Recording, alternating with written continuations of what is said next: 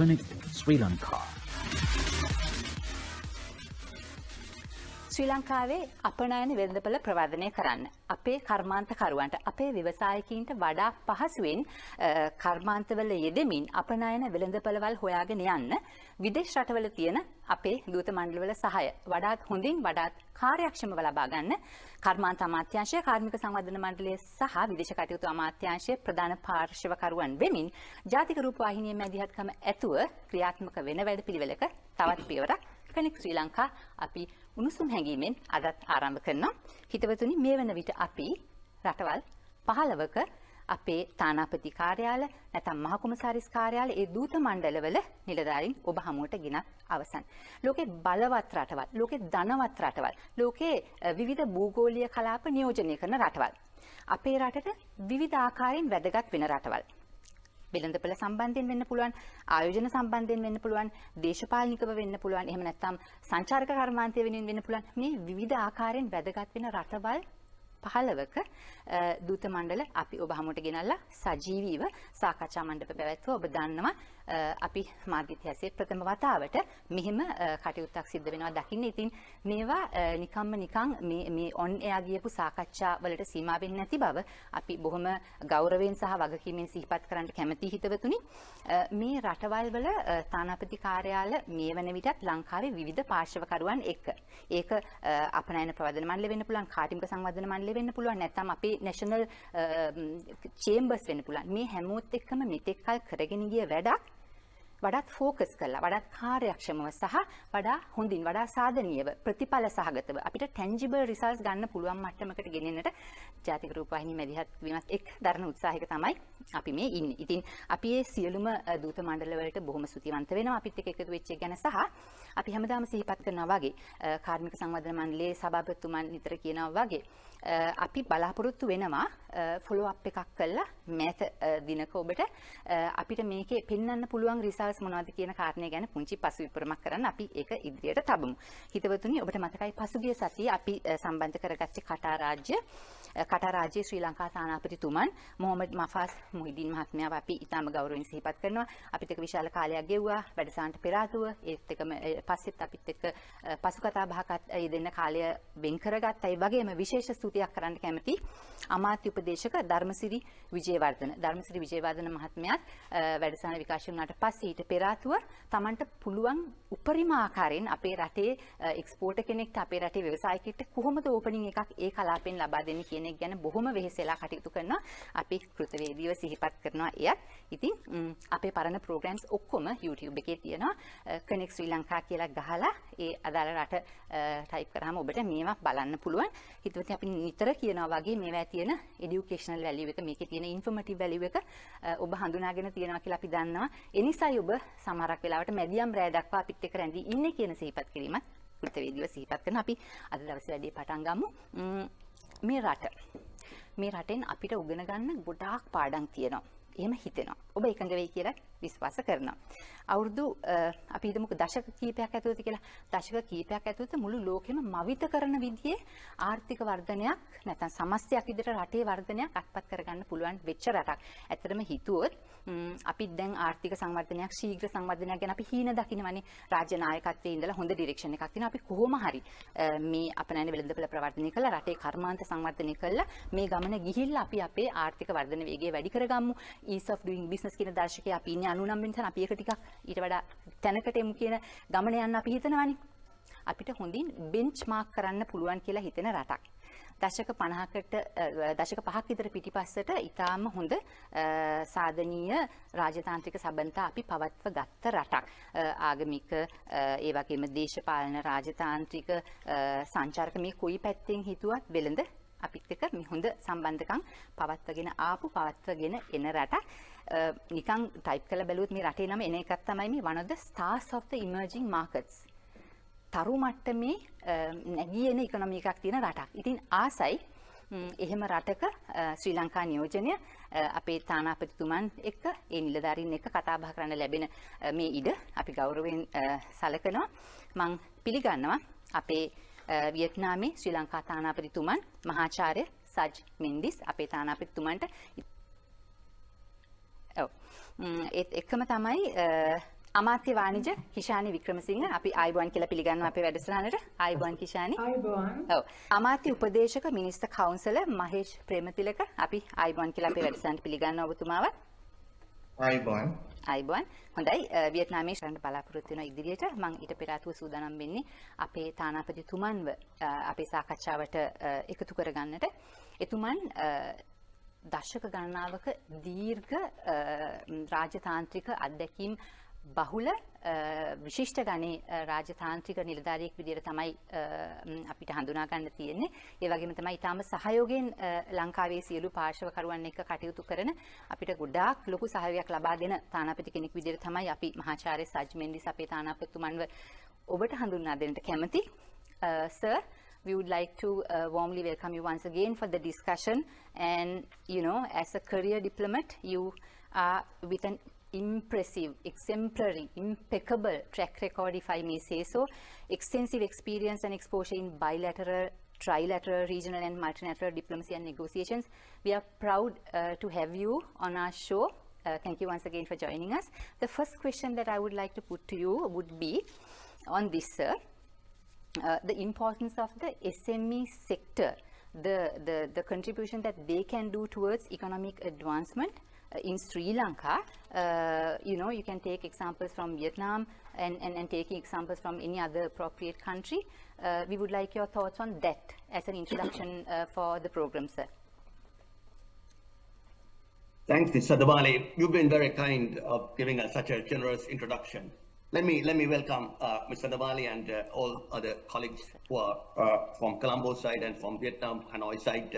Let me just give a brief overview of the global economy, and then I'll just come down to I'll percolate that to the SME sector. Perfect. The global economy, that's the GDPs of all the countries combined, would be around 113 trillion US dollars. That means just for the sake of the listeners, 1 trillion means 1,000 billion. So 113 trillion US dollars. So basically 25% of the global GDP would be the US economy. That's about 26.5 trillion. And then China comes about, it's also about 22%.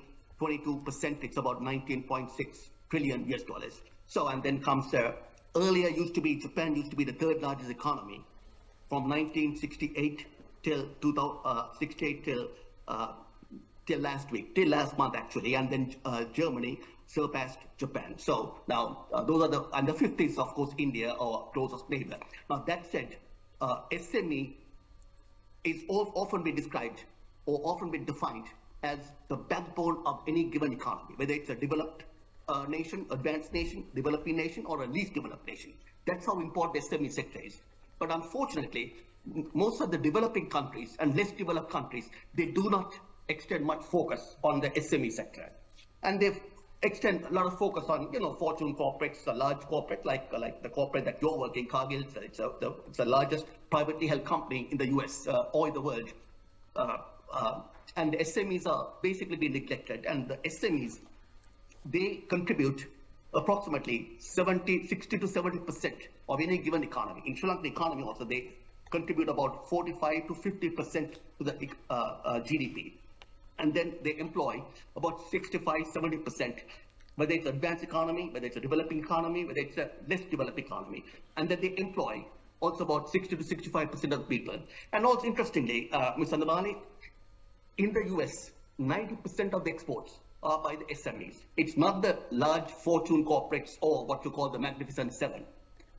And in Sri Lankan context also, SMEs, do not have much of a market just to export their products, their goods and services. So in Sri Lanka, it's much lesser. Now, in the context of Vietnam, Vietnam considers SME sector, or rather they call it MSME, micro, small, medium enterprises. That means, the companies, the boutiques or the corporates or business entities which are less than 10 people. That means single digits, maybe 5 people, 6 people, 7 people. Now, the Vietnamese government, they extend immense focus and immense significance and importance to the SME sector. Now, Vietnam SME sector is often been described as the backbone of the economy. And you can just see it. Vietnam last year in 2023 recorded GDP growth about, I think about 5.7, 5.8%. And in 2022, recorded GDP growth about 7%. And this year they're saying it might go down to about 5.5 to 5%, 5 to 5.5%. But still, now the reason I said it, the important SME sector, the governments now, Vietnamese government, what they're expecting, what they anticipate is MSMEs, that be micro, small, medium enterprises, to become SMEs. So in that context, the government would facilitate, nurture, and foster the MSMEs to become an SME, and SME to become a mid-sized company, and the mid-sized company to become a large company, the large company to become a regional player to become a global player, just like VinFast. They make electric vehicles, VinFast Group or Vin Group. So, I mean, that the government's objective of any government, whether it's an advanced country, whether it's a developing country or less developed country, should be to nurture, foster, and facilitate the MSMEs and SMEs to become mid-sized companies, large companies, regional players, and then global players. Now, the reason I said it, Ms. Sandavali, now, if you look at the so-called the largest corporates in the world, largest corporates, the acronym is like Magnificent Seven. You know, Magnificent Seven, and interestingly, all those companies are IT and IT-related companies. Now, those are, as you know quite well, Apple, Alphabet, Microsoft, Meta, that's Facebook, Nvidia, Tesla, and Amazon. So those are the seven companies, and their combined market capitalization, combined market cap is about 13.5 trillion US dollars.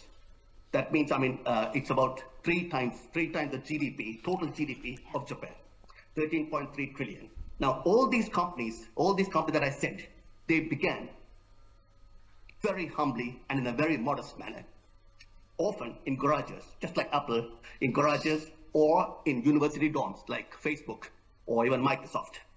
And then they started with about 2, 3, 4 people. And then now today, these are companies like, for example, now the most valuable company in terms of market cap, as you know quite well, Sandavali, is Microsoft. It's about 3.2, 3.3 trillion US dollars. That's equivalent to the GDP of France, or it's equivalent to the combined GDP of the entire ASEAN.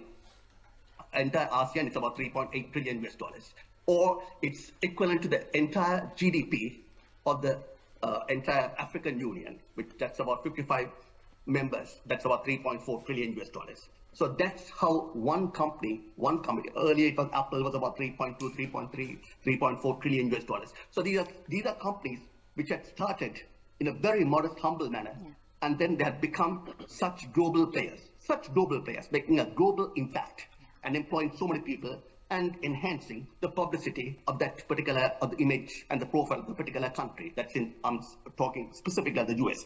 Now, before coming to Vietnam, I was serving in South Korea, in Seoul.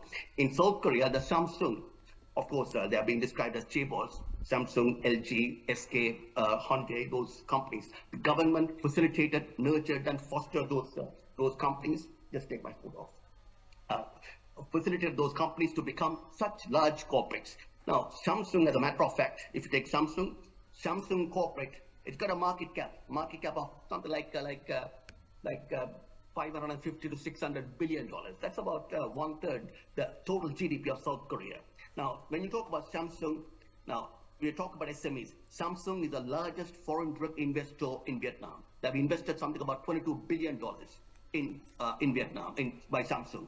Now, interestingly, 3 out of 10 mobile phones manufactured in the world by Samsung are manufactured in Vietnam.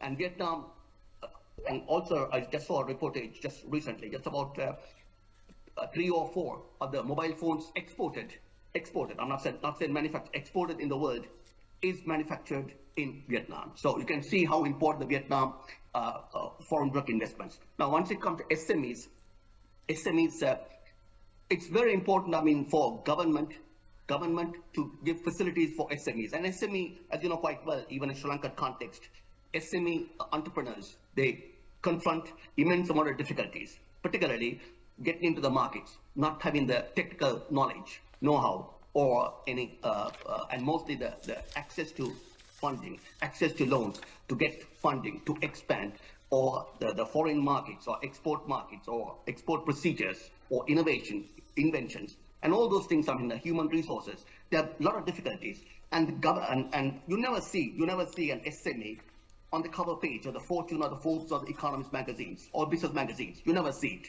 Even in the US, I was in the US for a long time, just don't see it.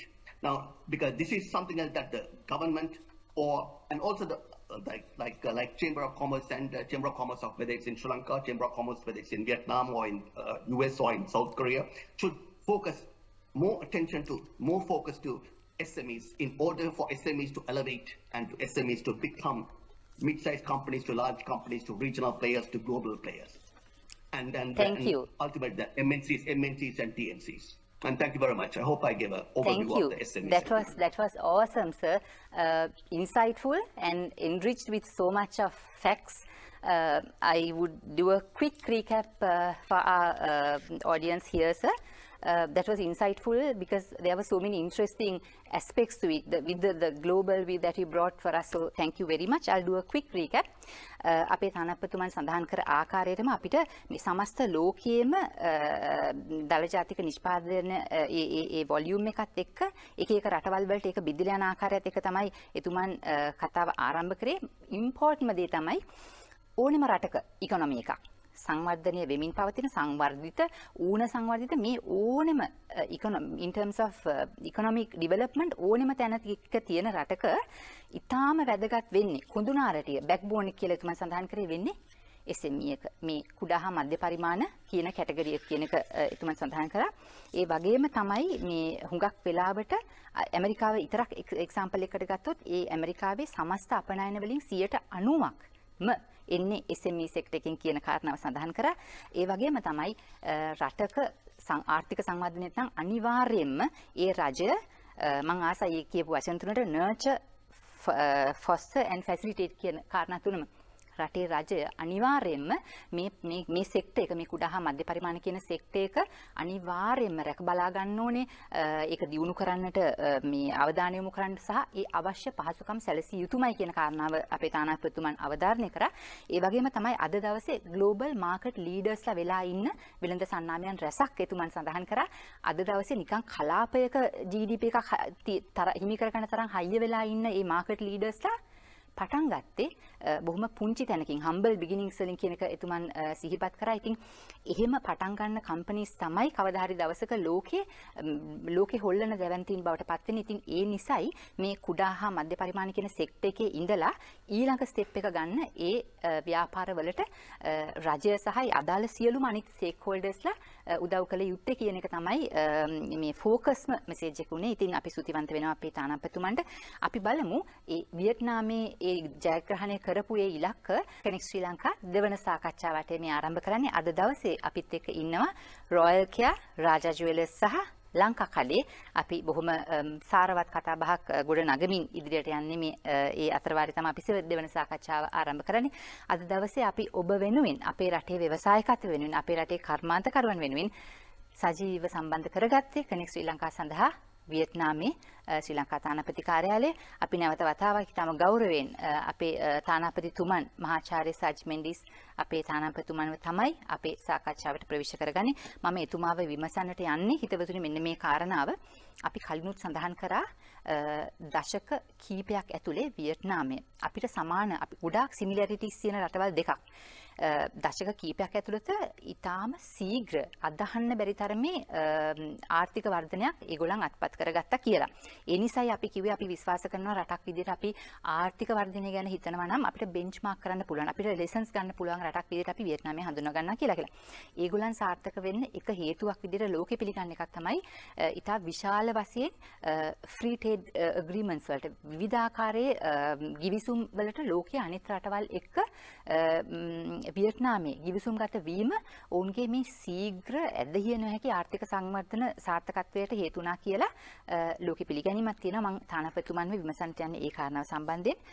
Sir, my second question to you would be based on the key benefits of the free trade agreements, PTAs, regional and partnership agreements with other countries.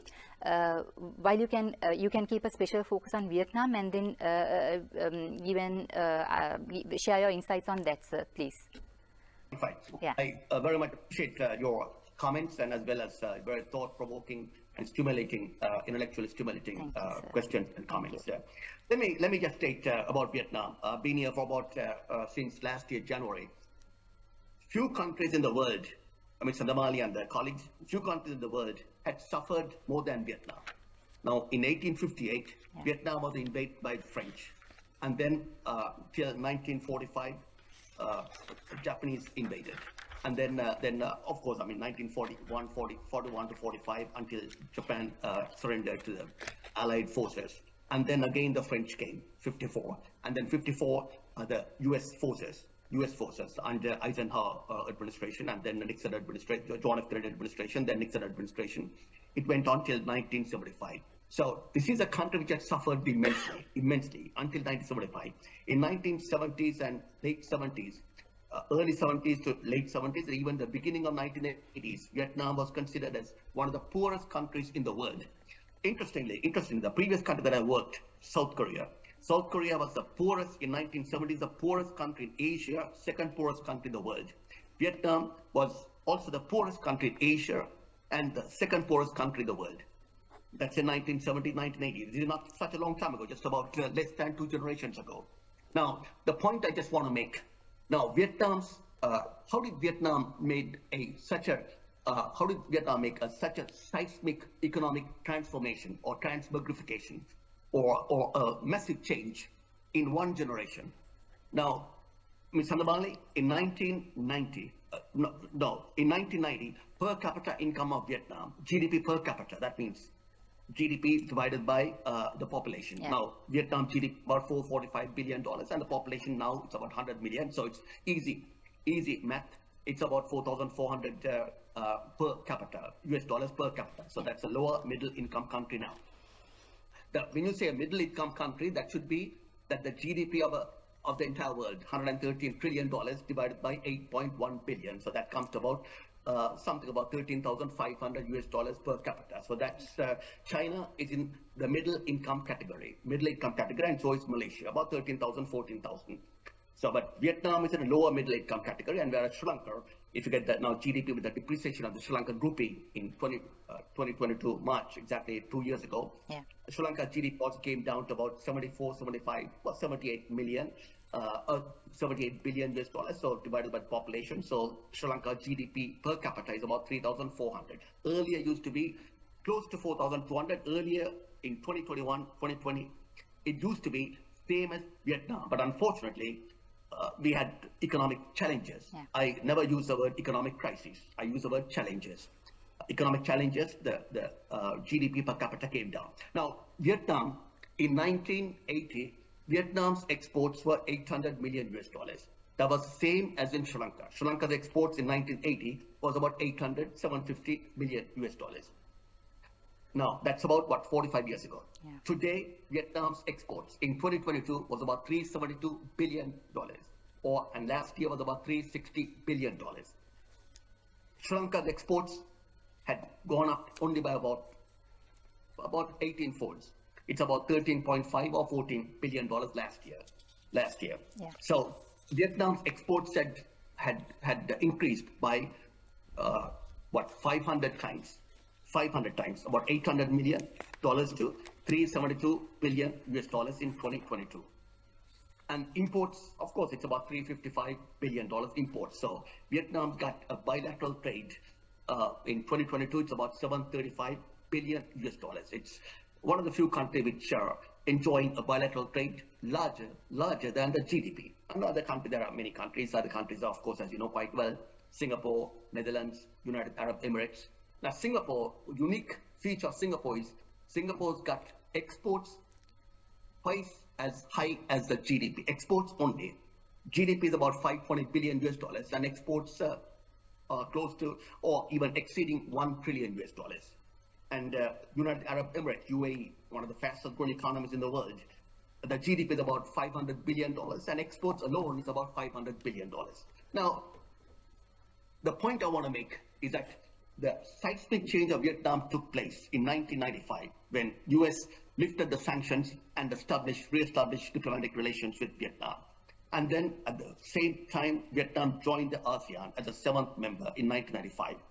And that was the time that Vietnam, that's about less than 3 decades ago, Vietnam signed FTAs with other countries, with ASEAN, and Vietnam had become one of the fastest growing economies, major economies in the world during the last 2 decades. Now, coming back to, as you said, about PTAs and FTAs, Vietnam's got free trade agreements, partnership agreements, comprehensive economic partnership agreements with about 16 countries and 16 blocs. Now, when you talk about FTAs, I mean, people use it quite freely, FTAs and PTAs, without actually knowing the content and the substance of an FTA or PTA or what it means. Now, the first step, the most initial step of entering into a trade agreement is a PTA, preferential trade agreement. And then you elevate, or the nations will elevate or graduate the PTA to an FTA, free trade agreement. Then the free trade agreement to a custom union, the custom union to a common market, just like Mercosur or like GCC, a common market. The common market to economic and monetary union, just like in European Union. That's the only common block that I can think of, European Union, economic and monetary union. And then the ultimate one is a political union. The one political union I can think of is in 1989, 1990, the merger, the amalgamation of East Germany and West Germany. I remember I was in US at that time in 1989, 1990. At that time, the West Germany's per capita income was about 12 or 13 times higher than East Germany. And at that time, they said the merger of East Germany and West Germany would cost about $1.2 trillion in 1990. And that would become, in 2 decades' time, would become one of the strongest economies in the world. Now, today, Germany is an epicenter of Europe, and it has become the 3rd largest economy in the world after being devastated by the Second World War. And so was Japan. Now, just to touch upon Japan, I mean, how countries are developed, I'll digress a little bit from FTAs and trade agreements. Now, Japan, after being devastated with Hiroshima and Nagasaki on August 6th and August 9th of 1945, and in 23 years, in 1968, Japan became the 2nd largest economy in the world. Imagine, in less than a generation. And it could maintain that status of being the 2nd largest economy in the world, just behind the US, till 2010 for 42 years. And then, of course, I mean, now, and then China took over in 2010, and now it's the 4th largest economy, mostly because the Japanese yen had depreciated and there's slow growth, just like even in Japan and even in Europe. Now, coming back to Vietnam, Vietnam had signed, as I said, about 16, is party to about 16 FTAs, partnership agreements, and trade blocs. Now, 3 blocks that I want to point out, 3 major trading blocs, RCEP, known as Regional Comprehensive Economic Partnership, which got 15 members, 10 ASEAN members, and 5 other members. That's easy to remember. 10 plus 3s, ASEAN plus 3s, China, South Korea, Japan, and then 2 Oceanian countries. So that's Australia, New Zealand. So that's about 15 countries. That's the largest trading bloc in the world. It's about 31%, 32% of the global population, 32% of the global GDP, 33% of the global trade. That's, of course, China plays a major role in RCEP. And another one is CPTPP, that's Comprehensive and Progressive Trans-Pacific Partnership. It had 12 members. US2 was a member, and then under Donald Trump administration, US pulled out, but now UK had become a member. And in that also Vietnam is a member, CPTPP, known as TPP, Trans-Pacific Partnership. And the other one is APEC, Asia Pacific Economic Cooperation.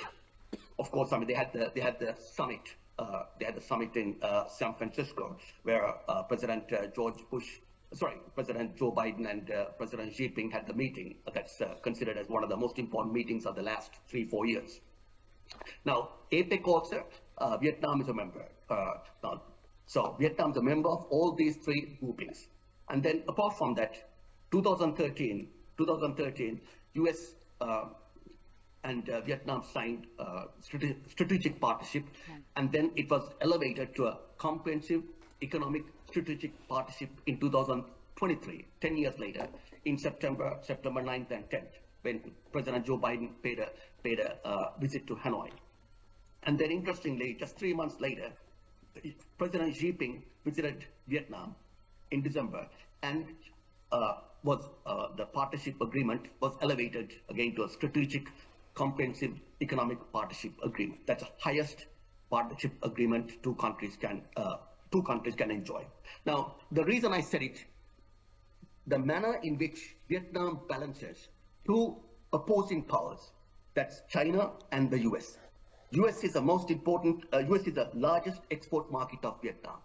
In 2022, had exported goods and services worth $118 billion and imported just about 25 billion US dollars. So with a bilateral trade about 146 billion US dollars. That's the biggest trading partner of Vietnam. Vietnam exports 1/3 of all their exports to the US market. And the largest import market is, of course, China.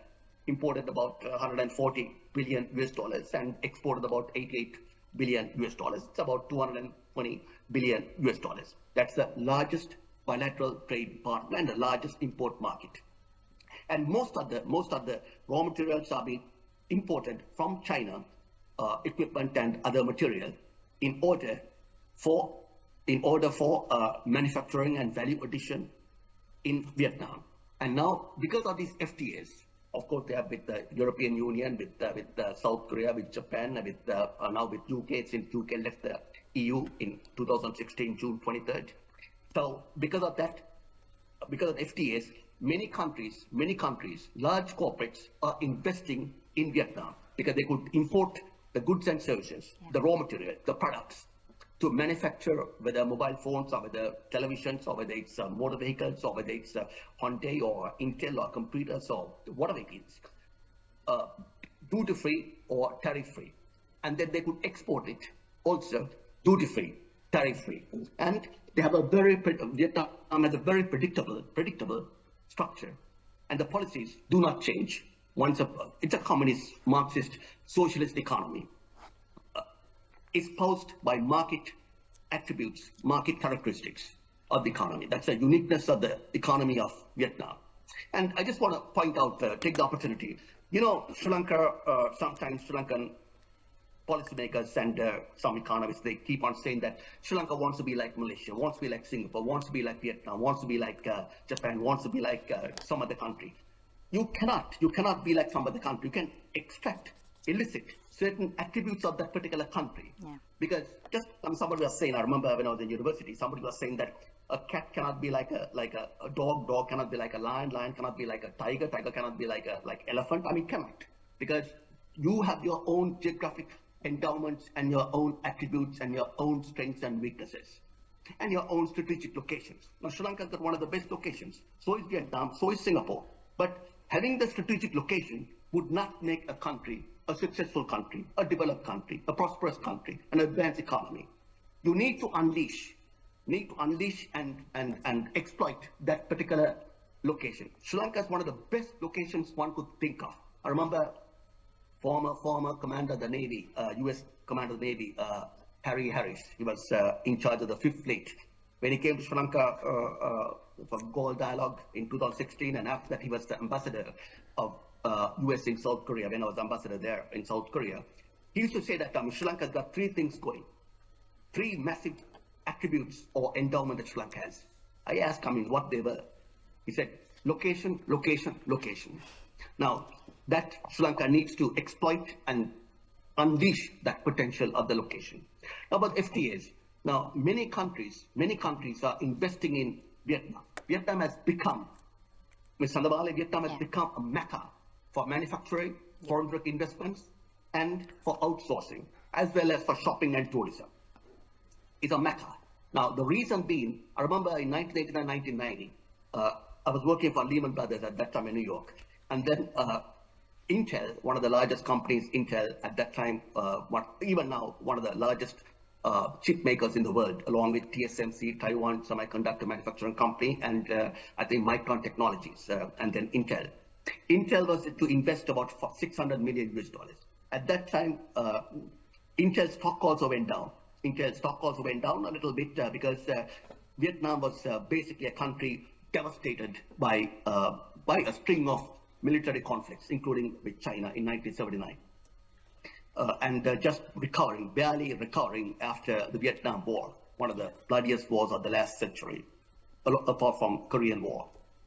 And so Intel at that time, the CEO of Intel was Andy Grove. I mean, he passed away. He was being selected as, at that time, was selected as one of the finest CEOs of the world when he ran Intel. At that time, in my lectures, I used to say that if you ask any student, any graduate student, what company they wanted to join, what company? Now they'll just say Apple or Google or Facebook or Tesla. At that time, they would just say two companies, either Intel or Hewlett Packard. So Andy Grove decided, I'm just to invest. And then they have asked from the Vietnamese government, the Communist Party of Vietnam, so many things, so many privileges, so many incentives. And they bent backwards because Vietnamese government knew if they could attract Intel, they could attract other large global players, money managers, large corporates. Thank you so much. That investment got fructified. Sure. Yeah, let me, can I continue? Yeah, continue, sir. Sorry. Continue. Yeah. And then after Intel came, and then of course, I mean, Hyundai, Samsung, the Korean companies and Japanese companies and other US companies, all those companies basically moved into Vietnam. People who are ultra high net worth individuals and large corporates, they know that at that time, they knew Intel would not make a mistake. Now, for example, if Warren Buffett or Berkshire Hathaway makes an investment of, let's say, a small amount, $50 million US in Sri Lanka stock market, trust me, stock market will go up by 50% within the next 1 year.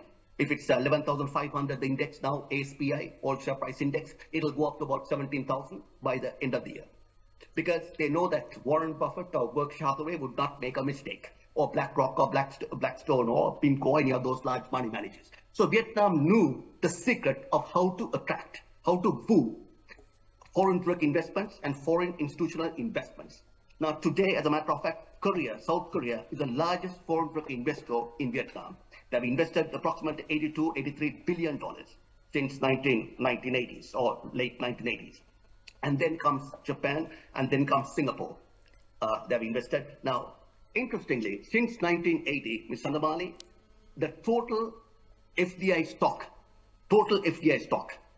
of Vietnam comes to about $445 billion. So that's approximately the same as the GDP, total GDP of Vietnam. Now, Sri Lanka's total FDI stock since 1980, since Sri Lanka opened up the economy in 1979 under President J. Jayawardena, liberalized economy in 1978-79, Sri Lanka has attracted just about $21 billion. Now, Vietnam attracted $21 billion in a single year, 2022. And last year, Vietnam attracted $36.6 billion. Vietnam attracted approximately 7.5 or 8% of the GDP was the FDI.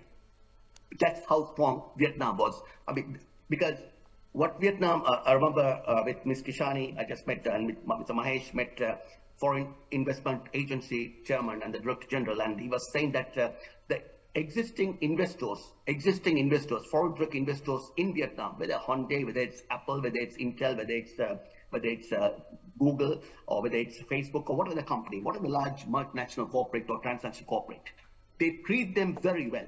They look after them very well. So they have become the ambassadors for Vietnam to attract other foreign direct investors. That's what I've been telling. I mean, even the Board of Investments, I've been telling in Sri Lanka Board of Investment, look after the existing investors in Sri Lanka. So they become the spokespersons. They become the people who would convince other corporates, other similar corporates, to come to Sri Lanka. I remember that was being said, these exact words been echoed by the former South Korean ambassador, even current, the former South Korean ambassador was telling, look after the existing investors because they would become the ambassadors to attract more investments. Now, just to touch upon a couple of other issues very quickly. Now, on FTAs and on partnership agreement, now it's Sri Lanka is going in the right path. Now, had signed the FTA with Thailand, and with Singapore, it's about to be inked, and with China, and then of course India. I remember I was in Delhi at that time, 1998. Sorry, I was in Geneva, 1998, December 28th.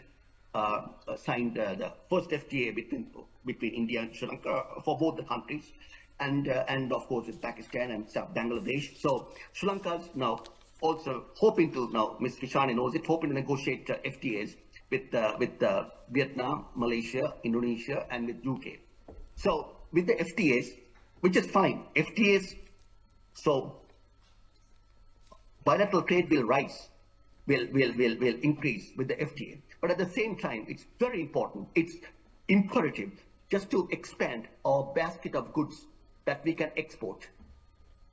You know, just exporting the normal traditional goods, rubber, coconut, fabrics, tea, and not those things. I mean, need to manufacture other goods, what the countries need, what Vietnam needs, what Malaysia needs, what Indonesia needs, what Europe needs. But most of our exports, I think about 37% would be garments, fabrics, textiles. And then would be tea and other manufactured goods. Super. The point I want to make at this juncture, now many people in Sri Lanka, I know whenever I come across even in Vietnam or in other countries or in Sri Lanka, they keep on saying economic crisis. You know, I object that word very much because they love to say crisis, crisis, crisis. Sri Lanka is in an economic crisis. Sri Lanka is bankrupt. Sri Lanka has no future. There's no point of living in Sri Lanka. It's good to leave Sri Lanka. You know, when I was in South Korea, South Korean foreign minister was telling, we never, in 1960s, after the Korean War, 1950 to 53, Korea was one of the poorest countries in late 50s and early 1960s. And then, of course, the poorest country was Vietnam in Asia and probably in the world. The foreign minister, the former foreign minister of South Korea was saying that, Ambassador, we never used the term economic crisis, even though it was a real crisis. I mean, people had no food on the table. People couldn't even eat one meal a day in South Korea at that time. But we use the term economic challenge. Now, Vietnam also uses economic challenge. They don't use the crisis because words have power. Words have a spell. That's why you call it spelling, the crisis. Now, when you talk about crisis, President John F. Kennedy has said that crisis is in Chinese, when you write the word crisis, there are two strokes. The word in Chinese, two strokes. One stroke is one stroke is danger. Other stroke is opportunity. So along with the danger, you get opportunity. And again, I mean, some have described the crisis as opportunity riding a dangerous wind or route. Opportunity. With the crisis, you get opportunities. Now, in Sri Lankan context also, like I see Sri Lanka now, last quarter of 2023, Sri Lanka recorded 4.5% GDP. I just saw it on Bloomberg. And then previous year, Sri Lanka recorded about 3.2 GDP per capita on a quarterly basis. So Sri Lanka is on a rise, you know. So, I mean, and the people, Sri Lanka's biggest strength is the people, the human resources. And people need to support and espouse the rise of Sri Lanka. And of course, I mean, just to touch upon, I mean, companies like Sri Lanka's opportunities are like ICTA, Plascom, and Sri Lanka can export the products, IT services. And I remember they have exported about $1.9 billion, and they were saying by 2025 it can reach about $3 billion US. And bear in mind, Sandamali, interestingly, if Sri Lanka exports an additional $1 billion, that means if the Sri Lanka's exports this year, let's say this year, it's going to be from 13 billion to 14 billion, that will create 80,000 jobs. That will create 80,000 jobs if Sri Lanka exports approximately $1 billion worth of extra goods. It's similar to Vietnam. If Vietnam exports $10 billion, because Vietnam's got a bigger export basket and a bigger export market. Vietnam exports $10 billion, it will create about 50 to 60,000 new jobs. So that's the importance of exporting. And in order to attract foreign direct investments, FDI and FII, foreign institutional investments, to Colombo Stock Exchange or the Ho Chi Minh Stock Exchange or Hanoi Stock Exchange need to have a very conducive and investor-friendly environment. Because bear in mind, I remember in South Korea, when I was South Korea, they had in 2019, before COVID, they had invested $60 billion outside of South Korea. Now, I was telling, if Sri Lanka could attract not 1%, 1% of 60 billion would come to about 600 million. 60 billion, it's 6 billion and 600 million. If Sri Lanka could attract 0.5%, 0.5% of foreign direct investment that South Korea had invested, then Sri Lanka would get about 300 million US dollars. Now, Vietnam's investments in Sri Lanka is minuscule. It's just about, I know, Kishan knows, just about probably about 300,000 US dollars. Not even a half of, that's the price of a house in Columbus 7. 300,000 or 400,000 US dollars. And Sri Lankan companies, many companies here, Hydromanis and Brandix and Mass Holding, that invested altogether about 45 million US dollars in Vietnam. And many are very gainfully employed in Vietnam. Yeah. Now, finally, I just want to touch upon a couple of points, which I been written down.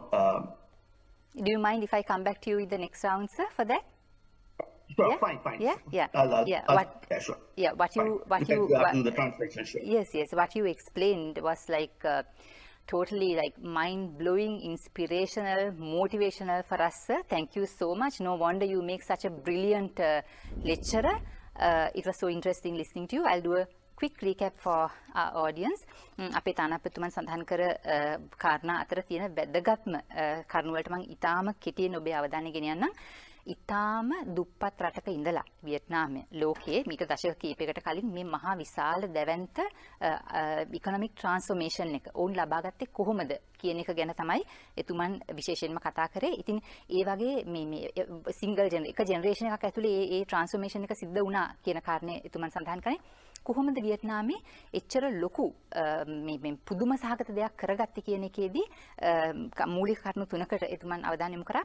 රටක මේ දේශපාලන නායකත්වය policies වෙනස් නොකර ඉන්න එකේ තියෙන වැදගත්කම. රටක ප්‍රතිපත්තිමය තීන්දුව తీරන රටේ ජාතික අවශ්‍යතා අනුව අරගත්තට පස්සේ ඒවා වෙනස් නොකර පවත්ව ගන්න එකේ වැදගත්කම consistency of policies කියන එක ඉහළින්ම සඳහන් කරා එතුමන්. ඒ වගේම තමයි අපේ රටේ මේ strategic location එකේ තියෙන වැදගත්කමෙන් අපි හරියට ප්‍රයෝජන අරන් තියනවද නැද්ද කියන කාරණාව. ඒකත් දෙවෙනි කාරණාව විදිහට සඳහන් කරා. වියට්නාමයේ ලබාගත් දියුණුව අපි කොහොමද බෙන්ච්මාර්ක් කරන්නේ, අපි කොහොමද අපි එකකින් ලෙසන් එකක් ගන්න කොහොමද කියන ඇන්ගල් එකෙන් තමයි එතුමන් ඒ සඳහන් කරේ. අනිත් එක තමයි විදේශ ධන ආයෝජන රටකට දියුණු වෙන්න මොන තරම් වැදගත්ද කියන කාරණාවත් එතුමන් සඳහන් කරා. සහ බොහෝ වාරයක් කිව්වා මේක ඉකොනොමික් ක්‍රයිසිස් එකක් කරගන්න නැතුව, මේක ඉකොනොමික් චැලෙන්ජ් එකක් කරගන්න, ආර්ථික අර්බුදයක් නැතුව ආර්ථික අභියෝගයක් විදිහට මේ දිහා බලන්න කියන එකේ වැදගත්කම සහ බොහෝ රටවල් වල උදාහරණ එක තමයි මේ කතාව කරේ. ඉතින් අපි සුතිවන්ත වෙනවා එතුමන්ට. වියට්නාමයේ ලබාගත් දැවැන්ත දියුණුවේ එක ලොකු පාර්ශවයක් තමයි අනිත් රටවල් එක්ක ද්විපාර්ශ්වික සහ මේ ඇති කරගත සහ සම්බන්ධතා කියන එක.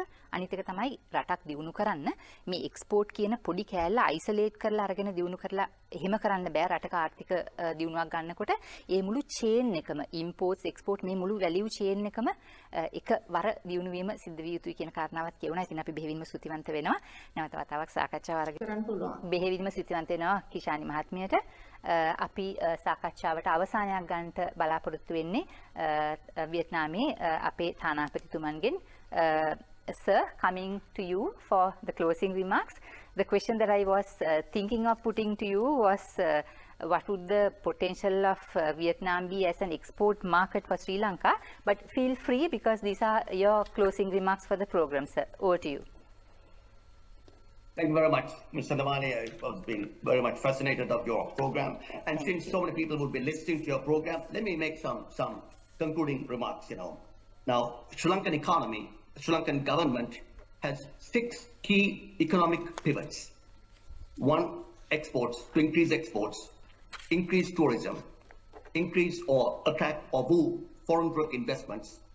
Number 4, to increase remittances. That means migrant workers who work in Middle East, South Korea, Japan, and Singapore, those countries.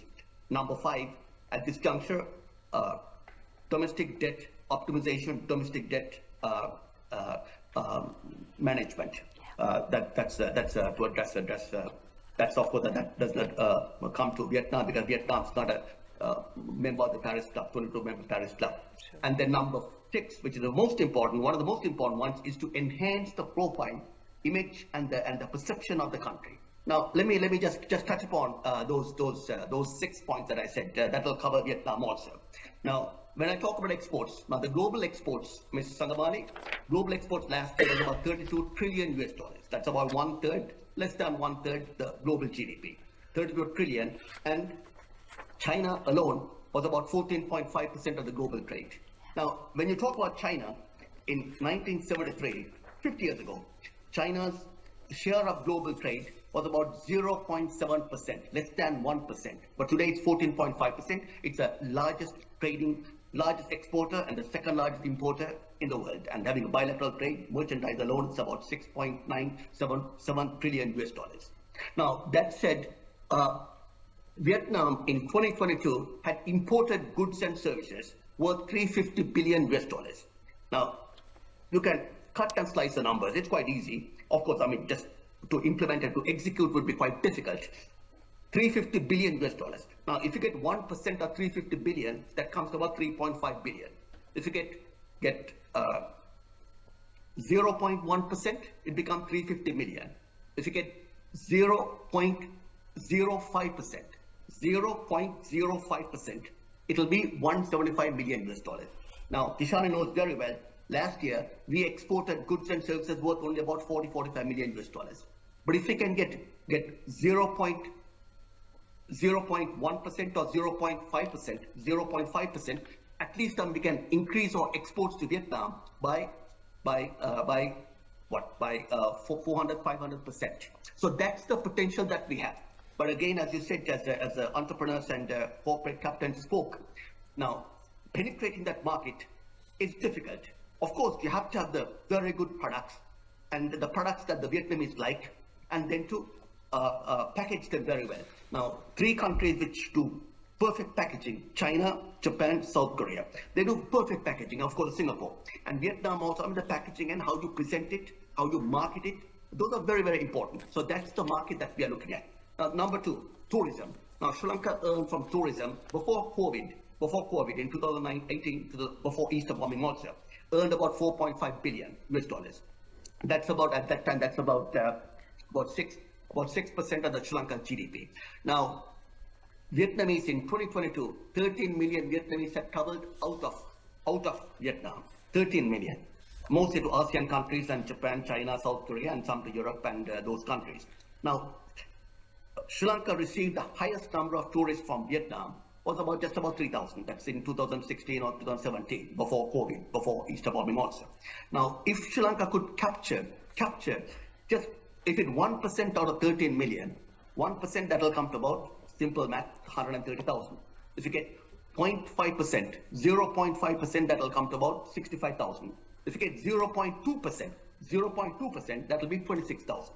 So highest we have received from Vietnam was 3,000. Of course, one of the fundamental problems that Sri Lanka confronts is that no direct flights. Anybody who travels from Vietnam to Sri Lanka would have to have transit in Bangkok or Kuala Lumpur or in Singapore. And number 3 is remittances, foreign remittances. Now, Sri Lanka received before COVID about 7.2 billion US dollars. Now again, the remittances had gone up. And then there are many people who are working here doing skilled and semi-skilled jobs, and those people also can send funds to Sri Lanka. It used to be about 9% of the Sri Lanka's GDP, foreign remittances. Now, Vietnam, as a matter of fact, had received last year 14 billion US dollars. Since 1980, Vietnam has received 190 billion US dollars. That's almost half the GDP, current GDP. And the 4th, I said about domestic debt organization or optimization. So that the Minister of Finance and Central Bank, they'll be addressing that. And number 5 is, of course, foreign direct investments. Now, foreign direct investments, Ms. Adamala, I just couldn't say it earlier. Now, just because, we have the FTAs, foreign direct investments won't flow into the country. Need to have a very conducive investment milieu in the country. And there are 194 countries. Need to compete with each and every country just to attract the foreign direct investments. I'll just give a perfect example. I'm sure you can relate to this example. In Singapore, the Clarkies, I served in Singapore. In Clarkies, you get about 200 bars and pubs. 200 bars and pubs. That has the highest per capita bars and pubs in the world, Singapore. If you go to a bar and pub in Singapore and Clarkies, if you sit and if you don't get served within 40 seconds, you go to the next bar. So it's not 1 minute. You go and you sit, and then if the waiter or the waitress or the maitre d' does not serve you, you go to the next bar. So within 40 seconds, that's a basically rule of thumb. 40 seconds, you need to capture the customer. Otherwise, the customer will just go to the next bar. So foreign direct investments also on those lines. Now, if a country, normally in South Korea, even in Vietnam, when I promote foreign direct investment with Samsung, VinFast, and Vingroup, and those companies, I say, you tell me what you want. If any country gives better than what we offer, tax incentives and other facilities and other privileges, we'll do better than that. That's how Tamil Nadu, as a matter of fact, got VinFast. They invested $600 million US. Now that they'll increase that amount to about $1 billion. Now, and also now the current Prime Minister, Narendra Modi in Gujarat, at that time Gujarat was a state which was the chief minister, was a state which used to get the largest amount of foreign direct investments, and corporates used to offer better privileges and incentives than any country would offer. So for foreign direct investments also you need to compete. And the lastly but not the least is the image, the perception. Now, think about it. Just think about it. I remember when I was in US, when I was going to high school in US, people used to ask, where are you from? I used to say from Sri Lanka. Then used to say, it's in the 1980s, then used to say, oh, Sri Lanka, where is Sri Lanka? Next to India. So it's in Los Angeles and San Francisco. And their response was that, of course, India, it's a country of poverty, country of undernourishment, country of diseases, country of sicknesses, country of starvation, country of Buddha, country of Kama Sutra, country of Gandhi. Do they have food to eat? Do they wear clothes? That's India. Just about 35 years ago. About 35 years ago, 40 years ago. Today, when you say India, their first response would be, my God, that's a country which has immense economic and commercial opportunities and vistas. That's a country. Now, I remember the Indian ambassador used to say that their biggest export product, because they talk about exports, India's biggest export product, guess what's the biggest export product? The CEOs, the human resources. Now today, Google is run by Sundar Pichai, IBM run by Aravinda Krishna, Micron Technologies run by Sanjay Malhotra, and even Barclays run by C.S. Venkateshwara, and what's the other company, of course, Microsoft run by Satya Nadella. These are all CEOs.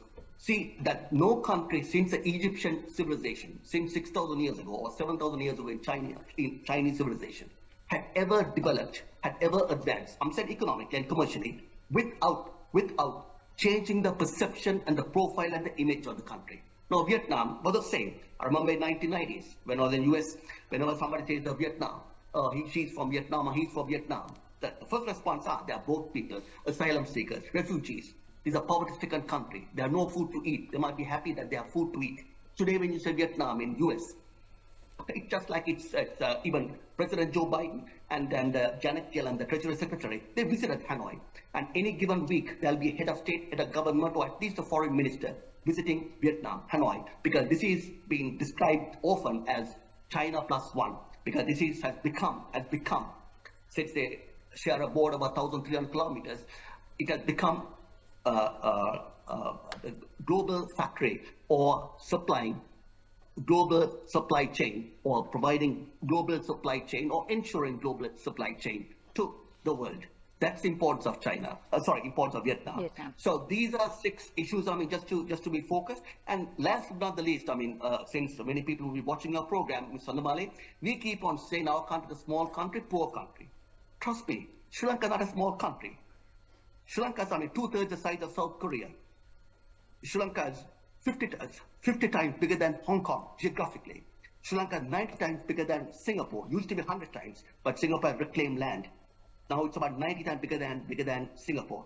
I'm yet to come across a single Singaporean who would be saying, oh, our country is a small country. Forget the poor country, small country. On a blank world map, a Singaporean cannot spot Singapore. That's how small Singapore is. But just like the Vietnamese, they have such a strong national identity. They're proud of they have such pride of their nationality, their identity, their country, their citizenship, other than just criticizing their own country. And I wish all of you the very best, and I enjoyed very much. Thank you very much. Thank you so much, sir. Sincere appreciations for being with us for so long. It was an impossibly busy day for you. We know that. You had to cancel an important luncheon on behalf of this program. That was thought-provoking and inspirational and encouraging. Thank you so much. We really appreciate your contribution to the program. අපේ තානාපතිතුමන් කියපු දේවල් අතරින් කාරණා 6ක් ඉතාම ඉක්මනින් මතක් කරනම් රටක් විදියට දියුණු වෙන්නට වියට්නාමයේ ලබාගත් දියුණුව අපිටත් ලබා ගන්න එතුමන් මූලික වශයෙන් සඳහන් කරේ අවධානය යොමු කළ යුතුමයි කියලා එක්ස්පෝර්ට්ස් වලට අපනයන සංචාරක කර්මාන්තයට foreign direct investments අපේ රටට එන ධන ආයෝජන වලට domestic debt optimization ගැන කතා කරා foreign direct investment අපිට ආපහු නැවත විදේශ විනිමය රටට එන ආකාරය ගැන සහ ඊටාම වැදගත්ව රටක් විදියට ලෝකයේ අපේ රට ගැන තියෙන perception එක කොහොමද ලෝකයේ අපිව දකින්නේ කියන කාරණාව. ඉතින් මේ සියලු දේවල් ගැන අවධානය යොමු කරමින් තමයි රටක් විදියට අපි මේ ගමන යන්න හදන්නේ ඔබත් එක්ක. අපි ස්තුතිවන්ත වෙනවා අපේ තානාපති කාර්යාලයේ අපේ තානාපතිතුමන්ට මහාචාර්ය සච් මෙන්ඩිස් අපේ තානාපතිතුමන්ට ඒ වගේම මිනිස්සු කමර්ෂල් අමාත්‍ය වාණිජ කිෂානි වික්‍රමසිංහ මහත්මයාට අපි ස්තුතිවන්ත වෙනවා. මිනිස්සු කවුන්සිල අමාත්‍ය උපදේශක මහේෂ් ප්‍රේමතිලක අපි වියට්නාමයේ ශ්‍රී ලංකා තානාපති කාර්යාලයේ ඔබ සියලුම දෙනාට බෙහෙවින්ම ස්තුතිවන්ත වෙනවා අද දවසේ අපේ වැඩසටහන සාර්ථක කරගන්නට සම්බන්ධ වීම පිළිබඳව. ඒ වගේම තමයි අද දවසේ මේ සාකච්ඡාවට ව්‍යවසායකත්වයේ කර්මාන්තකරුවන් නියෝජනය කරමින් සහභාගී වුණ ඔබ සියලුම දෙනාට නැවත වතාවක් කාර්මික සංවර්ධන මණ්ඩලයේ සහකාර අධ්‍යක්ෂ සිතාරා විතානගේ මහත්මියට ලංකා කඩ එක්ස්පෝර්ට්ස් ප්‍රයිවට් ලිමිටඩ් අධ්‍යක්ෂතුමන් උපුල් සොයිසා මහත්මයාට ඒ වගේම රොයල් කෙයා රෝහලේ සහ වෛද්‍ය විද්‍යායතනයේ නිර්මාතෘ සහ සභාපති වෛද්‍ය උරේෂ් ප්‍රනාන්දු මහතාට ඒ වගේම රාජා ජුවෙලර්ස් අධ්‍යක්ෂකතුමිය රන්මිනි එළියපුර අපි ඔබ සියලුම දෙනාට ස්තුතිවන්ත වෙනවා. හිතවතුනි අපි තවත් දවසක Connect Sri Lanka අවසන් කරන්නේ මේ කියවිච්ච දේවල් කිසියම් ආකාරයේ අනුප්‍රාණයක් නැත්නම් ඉන්ස්පිරේෂන් එකක් ඔබේ හිත තුල ව්‍යවසායකත්වය ගැන කර්මාන්තකරණය ගැන අපනයන කිරීම ගැන උපද්දන්නට සමත් වෙන්නට ඇති කියලා අපි විශ්වාස කරනවා ප්‍රාර්ථනා කරනවා. ව්‍යවසායකත්වය සමාජ බලවේගයක් වෙන දවසක් දක්වා යන ගමනක් ගැන අපි හීන දකිනවා. මේ හීනය අපි රටක් වෙනුවෙන් රටක් උදෙසා දකින හීන. ඉතින් ව්‍යවසායකත්වයේ රන්දොරටු ඔබට විවර වේකින ප්‍රාර්ථනාවෙන් අද දවසෙත් අපි Connect Sri Lanka මෙලෙස අවසන් කරනවා. ස්තුතියි ඔබට ආයුබෝවන්.